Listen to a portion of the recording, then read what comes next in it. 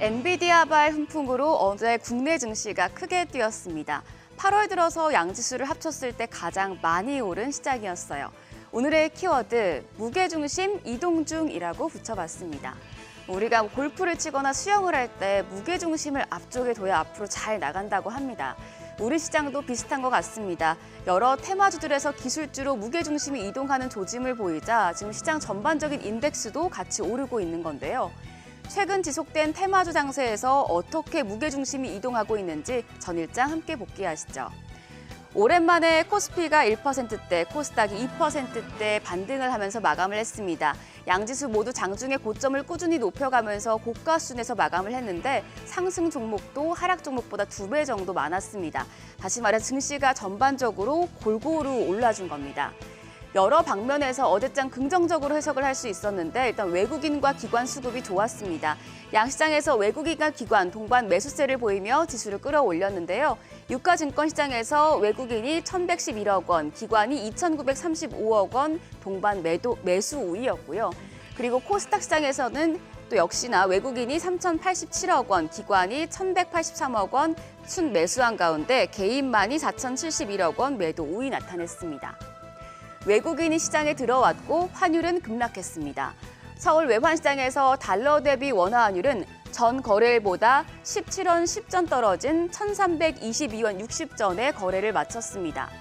한은 금통위에서 금리 동결로 한미 금리 차가 역대 최대 수준을 유지하게 됐지만 앞서서 미국의 경제 지표들이 부진하게 나오면서 달러 인덱스가 약세로 돌아선 영향이었습니다. 이어서 시가총액 상위 종목 마감 상황입니다. 코스피 시총 대부분의 종목이 강세로 마감을 했습니다. 엔비디아의 호실적 속에 삼성전자와 SK하이닉스가 상승을 했고 LG에너지솔루션과 포스코홀딩스도 각각 1.9%, 5.08% 상승 마감했습니다. 네이버 같은 경우에 어제 하이퍼클로버 X 발표 이후에 매수세가 몰렸는데요. 이날 6.26% 강세 보이면서 종가는 22만 9천 원이었고요. 반면에 현대차는 0.59% 떨어지면서 18만 6,400원에 장을 마쳤습니다. 코스닥 시총도 펄어비스를 제외하고 8개 종목이 일제히 상승 마감했습니다. 에코프로와 에코프로비엠이 3%대 강세였는데요. 에코프로가 3.1% 올라 125만 9천 원, 그리고 에코프로비엠이 3.89% 올라 33만 3,500원에 장을 마쳤습니다. 이 밖에 LNF가 2.74%, 포스코DX가 4.13% 오르면서 2차 전지주들 흐름 좋았고요. 여기에 셀트리온 헬스케어가 서정진 회장이 3사 합병 이후에 홀딩스 상장을 검토 중이라고 밝혔는데 이런 가운데 셀트리온 헬스케어의 휴미라 바이오시밀러, 유플라이마가 미국 3대 처방약 급여관리 업체와 계약을 맺었다는 소식에 이날 2.67% 상승 마감했습니다. 어제는 미국의 국채금리 하락과 엔비디아의 호실적의 영향으로 기술주와 바이오 그리고 2차 전지 등의 업종에서 뚜렷한 강세가 나타났습니다. 반면에 후쿠시마 오염수 방류 이슈로 테마주로 급부상했던 소금과 육계 테마 하락했고요. 수산물 업종에서만 시세가 나왔습니다. 수산물 관련주 마감 상황 함께 살펴보시죠. 관련주에서 한성기업이 거의 상한가에 근접했습니다. 종가 6,620원이었고요. 동원수산이 9.35% 강세로 1,290원, 신라SG가 6%, 사조대림이 2.2%, CJ시푸드가 1% 가까이 올랐습니다.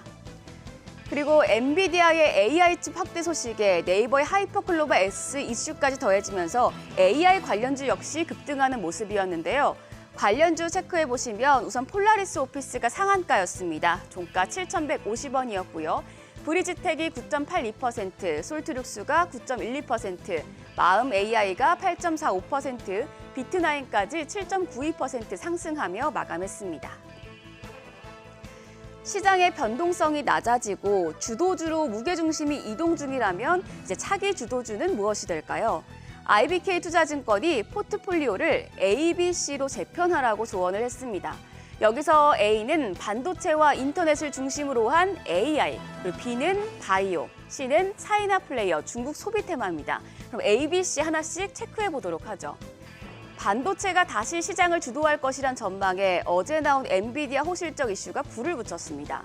앞으로 AI 반도체 수요가 급증하면 여기에 탑재되는 고대역폭 메모리, HBM 수요도 급증할 것으로 예상돼서 삼성전자와 SK하이닉스 모두 수혜를 받을 대표 종목으로 거론이 됩니다. 특히 SK하이닉스가 HBM 시장에서 5세대 제품 개발까지 하면서 앞서고 있고요. 이제 엔비디아와 주가 상관 계수를 분석해 봤을 때 삼성전자와 엔비디아 0.9보다 SK하이닉스와 엔비디아가 0.93%로 조금 높은 모습 확인할 수 있습니다. 다음은 바이오 업종입니다. 바이오는 2차 전지나 엔터, 로봇주들보다 상대적으로 주목받지 못해서 우선 저평가 매력이 있고요.